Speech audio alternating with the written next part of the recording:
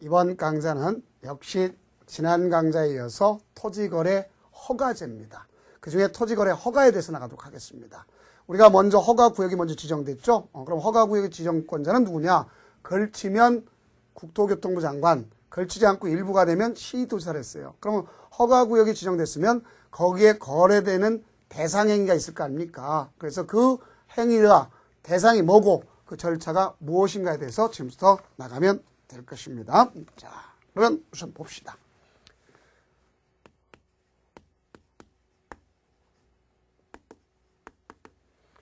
토지거래 허가를 할 때 여기 허가권자가 누구냐? 이걸 보면 되는데 이거는 일반 행정이기 때문에 시장, 군수, 구청장이 되는 것이구나 하는 걸 알 수 있어요. 시장, 군수, 구청장.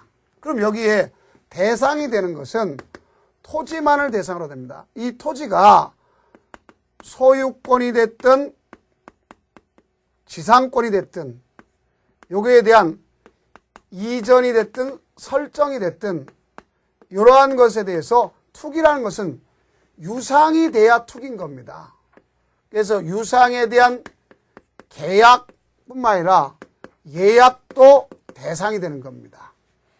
그러나 우리는 유상이지만 반대로 유상일지라도 안 되는 경우가 있을 수 있어요. 그걸 갖다가 특례라고 하는 겁니다. 그럼 반대로 생각하면 무상은 투기가 없기 때문에 받을 필요가 없다 이렇게 되겠죠. 그래서 보면 여기 토지가 되니까 건축물은 받을 필요 없구나. 건축물은 주택법에서 이루어지는 걸 볼 수 있겠고 요거 외에는 원칙적으로 받을 필요가 없다는 거. 또 보조는 소유권 보조는 이건 받을 필요가 없다는 거. 무상이다. 받을 필요 없다. 무상이라는 건 뭐가 있느냐? 상속, 증여, 사용대차 같은 걸 볼 수 있습니다. 그 다음 여기 계약뿐만 아니라 예약도 받는다 하는 걸 아시죠? 예약 같은 건 이제 대물변제 예약 같은 게 있어요. 가등 같은 경우. 그런 경우가 여기에 해당한다고 볼 수 있습니다. 그것이 이제 여러분교재 허가 대상이라고 했어요. 자, 그렇다면 이 허가할 때의 절차를 간략하게 보면 이렇게 먼저 생각해 봅시다. 여기 허가 대상이 있겠고 그 대상에 대해서 여기 계약 당사자가 있을 거 아닙니까? 앞서 거래하는 갑가을 매도인과 매수인이 공동을 신청합니다. 그럼 신청할 때는 당연히 신청서가 있어야 돼요. 그 다음 거기는 우리가 계획서 같은 걸 첨부하는 걸 원칙으로 합니다. 계획서. 이 신청서에는 당사자 관계를 당연히 나타나야 되겠죠. 권리관계 나타나야 되겠죠. 면적범위 나타나야 될 겁니다. 또한 뭐가 있냐면 계약 예정 금액에도 나타나야 돼요. 그럼 계획에는 뭐가 있냐? 자금 조달 계획, 토지 하겠다, 어떻게 하겠다는 것으로서 예를 들어 농지 같은 건 농업경영 계획, 임업 같으면 예를 들어서 산림경영 계획 이런 것이 있단 말이에요. 그런 걸 갖다 제출하도록 되어 있습니다. 그럼 여기 계약 당사자 누구한테 신청했죠? 허가권자한테 신청했죠? 자, 우리가 허가권자가 누구라고 배웠습니까? 시장, 군수, 구청장. 또 잘한다고 특광자, 시장, 군수라면 분명히 땡입니다. 틀리는 겁니다. 여기 허가권자한테 주면 허가권자가 이걸 갖다 심사를 합니다. 그러면 심사 기준이 4가지가 있어요. 그 이 4가지가 바로 뭐냐? 그럼 심사를 하려면 이 사람 어떻게 하겠어요? 여기 조사해야 되겠죠. 조사는 뭘 조사해요? 투기성이 있는지 없는지를 조사하는 거예요. 그래서 여기 심사를 하게 되면 4가지가 바로 뭐냐? 첫째가 뭐 면적도 될 수 있어요. 두 번째가 여기서 실, 수요성. 세 번째가 이용, 계획 등이 있겠고 네 번째가 주변 환경 등이 있습니다. 그럼 여기서 우리가 중요한 것은 가격은 심사하지 않는다는 걸 아시면 되겠고 가장 키포인트가 된 건 면적과 실수요성이 가장 키포인트다. 이것만 아시면 문제를 풀 수 있는 겁니다. 이때 이 허가권자를 심사해가지고 이제 뭘 해줄 거면 처리를 해줘야 돼. 처리를 해줍니다. 이때 처리를 해주는데 얼마나 처리해주냐? 신청한 날로부터 법이 정한 기간에 법정기간 내요. 우리가 실무적으로는 15일이지만 사실상 15일을 쓰는 게 아니에요. 민원 사무 처리한 법률이 정하는 기간 내에 처리해 줍니다. 근데 처리해 줄 때, 자, 이쪽으로 와서 한번 봅시다. 처리를 해줄 때 제일 먼저 해주는 게 있어요. 제일 먼저. 그래서 우선선자를 먼저 씁니다. 선. 제가 쓸 수 있는 한자는 이것뿐이 없어요. 선자. 자, 그래서 뭐 하는 거냐? 선매 사실을 통지합니다. 계약 당사 너희들보다 먼저 살 자자가 있다. 왜? 공익 목적이다. 너희들 못 믿겠다. 이 두 가지가 있을 수 있어요. 그 다음 두 번째는 허가해 줄 수 있는 거예요. 허가. 그럼 허가하면 허가증을 교부해 주면 되는 거예요. 허가증 교부. 두 번째, 불허가 할 수도 있어요. 그럼 불허가 하게 되면 여러분들 내 걸 거래하는데 불허가하면 가만히 있겠어요? 속된 표현은 뭐합니까? 따져야 되겠죠. 그럼 따진다는 걸 뭐라 그러죠, 여러분들? 이의 신청이라는 거예요. 따지는 걸 이의 신청. 그래도 안 해두라. 그럼 어떻게 할 거예요? 그럼 차라리 네가 사 얘기할 수 있어요. 네가 사가 뭐냐? 매수 청구 이렇게 해요. 자, 매수 청구. 그렇다고 반말했다 무조건 사는 게 아니야. 자, 어떻게 한다? 예산법인은 살 수 있는 거예요. 그래서 매수 청구권이지 매수권이 아니다 할 수 있어요. 그러면 이와 같이 가져가는 걸 여러분들 이해하는 것이 되는 것을 볼 수 있습니다. 자, 그렇다면 제일 먼저 허가 대상 계약 당사자까지 했죠? 그럼 여기 면적이 나올 거 아닙니까? 그 면적을 여러분들 교재에 보면 허가 대상 면적 그렇게 나와 있지 않습니까? 그러니까 이 허가 대상 면적은 허가 대상 면적은 여기 기준 이하로 다 정해놨어요. 그 기준 이하는 허가받을 일이 없습니다. 어느 때 받느냐? 이 기준을 갖다가 초과할 때 허가를 받아야 돼. 이게 문제가 되는 거예요. 초과할 때 허가 받는다. 그럼 사람들이 딴짓할 수도 있잖아요. 짠 거 아닌 이상 물이 돌릴 수 있잖아요. 뭐 하려고? 면탈하려고. 그러니까 이때 중요한 것은 기준부터 공부해야 되겠죠. 기준이 여러 차례 출제되어 있습니다. 사실상. 그러니까 우리 기준은 두 가지가 있어요.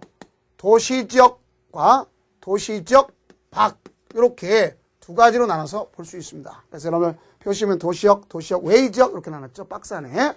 자, 그러면 공적인 입장에서 교육 입장에서 욕을 하면 안 되겠지만 여러분 이해하라고 그러는 거예요. 자, 용도 지역은 어떻게 나누냐?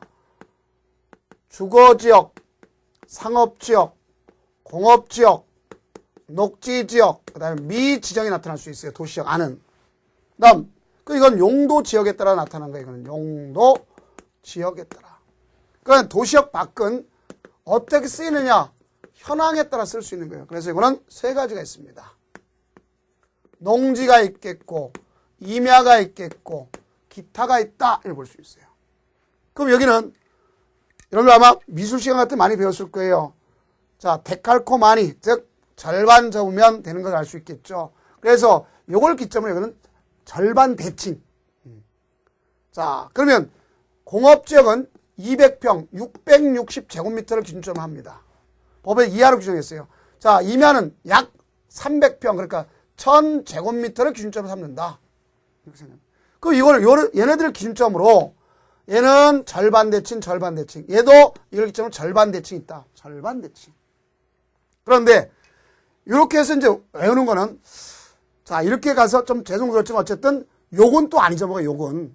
자, 그래서 우리도 여기도 뭐예요? 시험지 할까? 그 시험지 써먹으세요. 자, 여러분 지나가는데 죽어 그러면 어떻게 해요? 기분 좋아, 안 좋아? 안 좋죠? 그러면 나도 모르게 죽어가 아니라 그냥 상대적으로 저같이 욕잘하는 사람은 자, 18 나올 겁니다. 그러면 18의 반대, 반 절반 대치니까 이건 90이 되겠죠. 자, 왜? 180이니까. 그러면, 자, 이렇게 돼서 9가 되는 거고, 자, 이렇게 죽어, 그러면 18 나왔으면 반대로 상대방 또 욕할 거예요. 뭐라면 상놈이, 그래서 상업지역은 200. 그러면 요거는 100. 그러니까 절반 대칭 되네요. 죽어, 18, 상놈이. 자, 끝났지 않습니까? 이렇게 되는 거고. 그 다음, 도시역 밖의 경우는 임야가 1000이면 절반 대칭이니까 이거는 절반이니까 500, 대칭이니까 250. 이렇게 되는 거예요. 요게 바로 기준 면적. 그러나 요걸 갖다가 국토자원 때에 따라서 강화시킬 수 있어요. 10%에서. 완화시킬 수 있어요. 300%까지. 이렇게 할 수 있는 거예요. 그런데 사람들이 뭐 할 거냐? 이 기준을 초과하면 허가받으니까 자, 뭐 목적으로? 탈법 목적으로서 뭐 할 게 있어요? 되게 쪼개기 같은 걸 할 수 있잖아요. 그래서 이걸 갖다가 하지 말도록 탈법을 가서 쪼개기 하지 못하도록 법에서 미리 규정을 하고 있어요. 그걸 갖다 면적 산정에 특례라는 거예요. 면적 산정에 특례를 한다. 그러면 제일 먼저 무엇을 갖다 볼 수 있냐면 1단의 토지. 자, 예를 들어서 이제 이런 걸 한번 생각해 봅시다.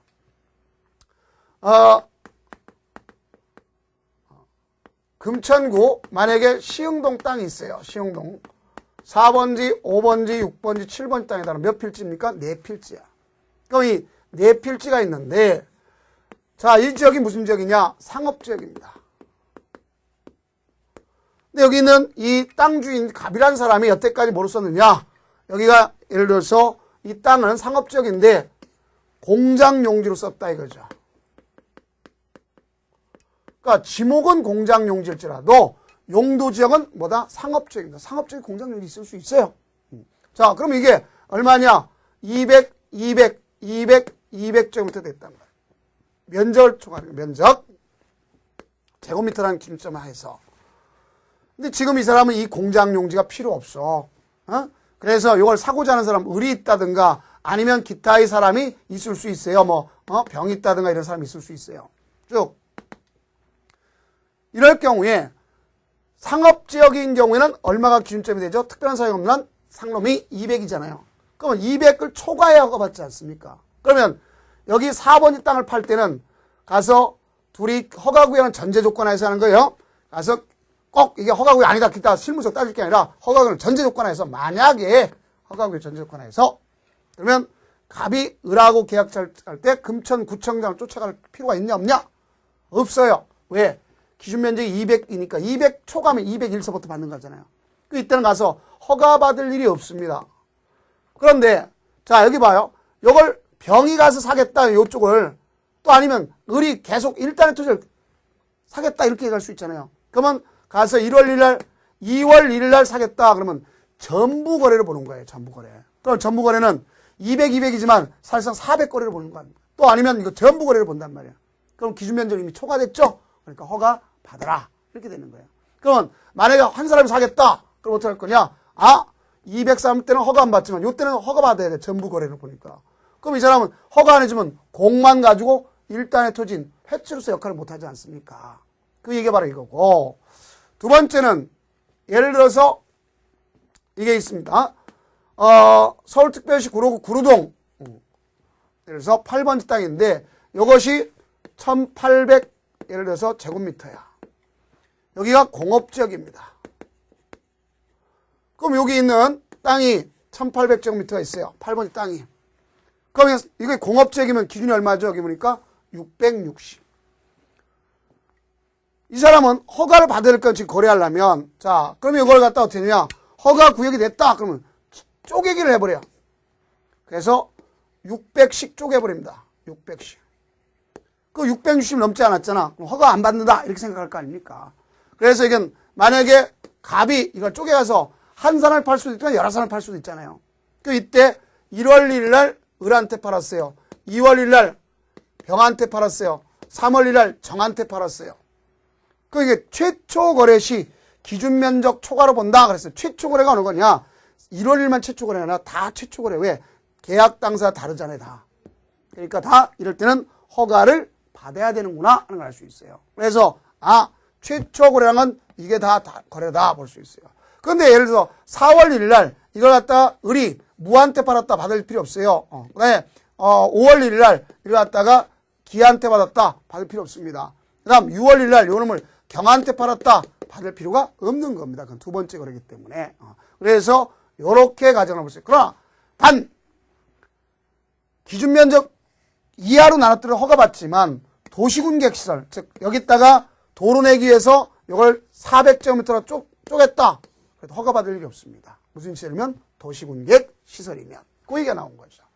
그래서 그 내용이 거기고 그 다음에 3번에 보면 심사 기준이 있잖아요. 자, 심사 기준은 다시 이쪽으로 와 봅시다. 자, 심사 기준 있었죠? 몇 가지가 있느냐? 4가지가 있다 그랬어요. 면적, 실수요성, 이용계획, 주변 환경. 그럼 이제 뭘 갖다 공부하느냐? 지금까지는 면적을 배웠어요. 그렇다면 이제 실수요성을 배우는 것 아닙니까? 그래서 이 실수요성을 공부해보자 이 얘기입니다. 실수요성.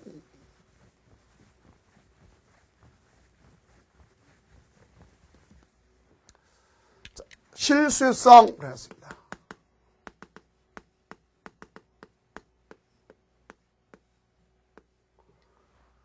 실수성이 우리 교재에 보면 1번에서 실수성이 나오죠. 그래서 기역서부터 시옷까지 나옵니다. 요거 어렵게 공부할 거 없어요. 거, 복, 농, 사, 수. 족자 쓰면 참 좋겠는데 그렇지 않습니다. 관, 통 7개 내용 빼고 거복농사는 수족관통이 제격인데 이렇게 뺍시다. 그 여기 보면 거, 복, 농, 사, 수, 관, 통 이렇게 된 거예요. 실제 이건 뭐냐? 내가 토지거래 허가구역 땅을 산다. 왜 사느냐? 살라고 산다. 살라고. 그러니까 내가 사실상 자가용, 거주용, 소위 거주용. 누가 살라고? 내가 살라고. 자가용으로 거주하려고. 몇 글자요? 3글자요. 샀으면, 허가가 샀으면 글자대로 이용하고 팔아야 되는 거예요. 원칙적으로 판다면. 그러니까 몇 글자입니까? 거주용 3글자. 3년 동안 써야 되는 거예요. 다음 복리시설. 다른 말 쓰면 편익시설. 주민의 복지시설 같은 소리요. 그럼 이건 시장군수구청이 확인해 줘야 돼요. 그럼 이런 경우는 복리시설, 편익시설이라 했죠? 글자 몇 글자요? 4글자죠. 그럼 취득했으면 4년 동안 내가 쓰고 나서 더 쓰던가 아니면 팔던가 할 수 있는 겁니다. 그 다음 농사 짓겠다. 그럼 농사 짓는 거는요. 이거는 요건이 아주 충족돼야 되는 걸 볼 수 있어요. 그래서 이건 농업인이냐 농업법인이냐 아니냐에 따라 달라지는데 아닌 사람 농지 취득 자격증명이 있어야 돼요. 또 여기는 뭐가 있냐면 통작거리가 있다. 통작거리. 통작거리란 건 학교 다닐 때 뭐라 했어요? 통학거리를 했죠. 통작거리는 농사 짓는 거리를 갖다 얘기하는 거예요. 그러니까 내가 토지거래 허가구역 내 걸 갖다가 사겠다. 농사 핑계하는 것을 다 살 수 있잖아요. 그럼 만약에 예를 들어서 제가 서울 시내에 있는 농지를 다 사겠다. 이제 살 수 있어요. 뭐가 문제야? 돈이 문제지.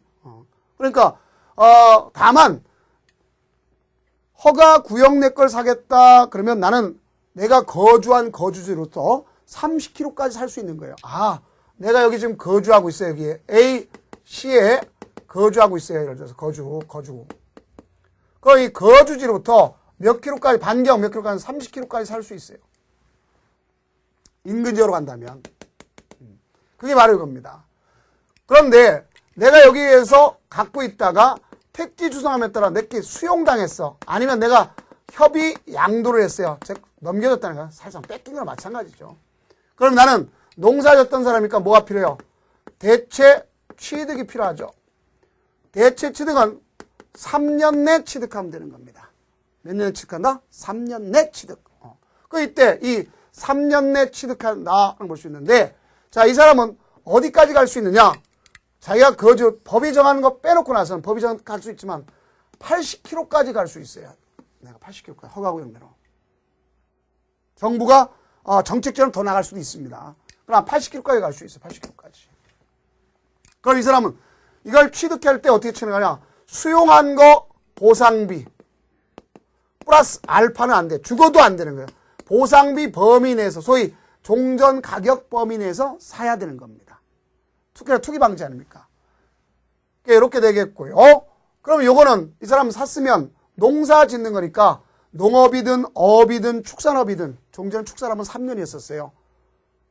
근데 이제는 다 농사 짓는 거 다 글자 2글자예요. 다 몇 년? 2년간 농사 짓는 거예요. 대체 취득도 대토. 그래 봅시다. 대토. 이걸 대토. 대체 취득 토지. 그래서 대토.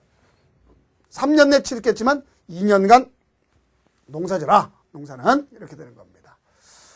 그 다음 여기 사업은 공적 사업이든 사적 사업. 이건 사적 사업이건 공적 사업. 수용이니까. 그건 4년간 써야 되는 걸 볼 수 있어요. 그 다음 나머지는 다 5년이에요. 그 다음 통상적 경제활동을 보면 몇 가지가 있느냐. 여기도 대체 취득할 수 있죠. 앞에서는 대체 취득할 농지지만 여기는 그렇지 않고 내가 토지를 허가구역 땅이 있는데 공장이 있는데 공장이 수용당했어. 그거 옮겨갈 때 이자면 제주도까지 갈 수 있단 말이에요. 예를 들어서. 통작거리라는 게 아니잖아요. 이거는. 그럼 이건 종전가액범위자는데 3년 내 취득합니다. 그 다음에 종전가액범위 내에서만 살 수밖에 없는 것이다. 그걸 알 수 있어요. 그게 여기 포인트고, 그 다음 두 번째 현상을 갖다 보존하겠다. 현상 보존용. 현상 보존이라는 소리는 무슨 소리냐? 이런 걸 연상하시면 돼. 여기가 도로입니다. 자, 여기 4번지 땅이고 5번지 땅이야. 내 땅이 여기 있어요. 여기 땅. 그러면 여기서 보니까 나는 이 땅에 대해서는 지금 맹지 아닙니까? 그럼 가격이 어떻게 떨어졌잖아요. 그럼 여기다가 돌을 내면 가격 가치가 올라가야 안 올라가? 올라가죠. 그럼 요건 뭐 때문에 하는 거예요? 여기 현상을 보존하기 위해서. 그러나 가격은 올라갔잖아. 그럼 투기할 수도 있지 않습니까? 그러니까 그런 건 5년. 그래서 현상 보존용 몇 글자예요? 5년. 이렇게 되는 겁니다. 그래서 이와 같은 것에 의해서 실수요성을 비교하면 되는 것. 7가지 다 외울 거 없어요. 거복, 농사, 수, 관통. 그러면 되는 거예요. 그게 여기 내용이다. 그 다음 이용의 적합성 따져봐야 되겠죠. 자, 그 다음에 이제 허가 절차다 하는 걸 배웠지 않습니까? 허가 신청서를 당사자가 공도로 신청한다 됐죠. 그 다음에 자금 조달 계획이 변경됐으면 언제까지 가져갈 거냐. 등기일까지 제출하도록 돼 있다 볼 수 있겠죠. 기재사항에선 계약 예정 금액이 있다. 그러면 방금 했던 건 조사해야 된다 하는 거 배웠죠. 조사. 자, 그럼 처리는 얼마나 처리될 거냐. 법정기간 내 처리한다고 분명히 했습니다. 어떻게 처리하느냐. 법정기간 내 처리하는 거. 자, 그 내용을 여기서 가져왔을 때 아까 3가지 했더랬죠. 우선 먼저 뭐가 있어요? 선매 사실의 통지. 그다음에 허가했으면 허가증 교부. 불허가했으면 불허가했다는 서면으로 통지해준다. 볼 수 있겠죠. 근데 여러분들 거기 보면 3번에 니은번에 보면 잘 알 수 있겠죠. 뭐라고 봤어요? 이런 얘기를 했잖아요. 법이 정한 기간 내 허가나 불허가나 해줘야 되고 선매서를 통지하는데 안 했다면 바로 다음날 허가증을 교부해 주는 거예요. 왜? 그걸 갖다 우리가 의제라고 볼 수 있는데 허가 처리라고 썼잖아요. 그래서 허가 신청 접수, 민원사무처의 법률이 정한 기간까지 처리 내 발급한다든가 불허가 처분한다든가 선매 협의사실 통지가 없는 경우는 그 끝난 날의 다음날 허가된 것으로 본다. 이 얘기입니다. 자, 다음 문제는 바로 뭐냐? 불허가 처분 받았을 때가 문제된 거죠. 그럼 불허가 처분 받았을 때는 앞서 얘기했죠. 왜 내 거 불허가해줬어? 따질 수 있고 왜 나는 불허가하는 건 상관없지만 왜 쟤는 허가해줬어? 이렇게 따질 수도 있지 않습니까? 그러니까 허가나 불허가 처분에 대해서 이의 신청할 수 있어요. 그럼 이의 신청 받은 시장구청장은 이의 신청을 당사자한테 요구하는 거예요. 그러면 시장구청장은 내가 혹시 잘못했을까 생각해가지고 도시계획위원회 심의를 거쳐서 통지해주면 되는 거고, 그다음 그래도 마음에 안 들더라. 네가 사! 얘기한다 그랬죠. 이거랑은 허가권자한테 사주세요 하고 매수 청구할 수 있어요. 그럼 허가권자는 매수자를 지정할 수 있는 거예요. 매수자는 국가나 지방자치단체, 한국토지주택공사, 그 밖에 대통령령이 정한 공공기관이나 공공단체 중에서 하도록 돼 있다 볼 수 있어요. 그러면 이때 매수자를 갖다 지정했다면 그 사람은 공시지가로다 매수하는 겁니다. 무슨 지가로? 공시가로. 근데 만약에 여기에서 공시가를 갖다가 가져가는데 이 사람이 허가구역이니까 여기 계획서에다가 가져가는데 자금 조달 말고 그 신청서에 계약 예정 금액 있잖아요. 그걸 속된 표현으로 다운 계약서 쓴다는 거 알죠? 거기 가격보다 낮게 썼다 그러면 낮은 가격으로 주는 거예요. 그래서 신청서에 기재된 가격으로 준다 하는 것을 아시면 됩니다. 자, 다음은 5번에 보면 이제 뭐가 남았느냐. 허가 효력이 있는 거예요. 자, 무슨 효력이 있다? 허가 효력이 있다. 이걸 갖다 우리가 보시면 되는 겁니다. 자, 그렇다면 요 허가 효력을 갖다 공부할게요. 자, 그럼 이렇게 공부하시면 됩니다.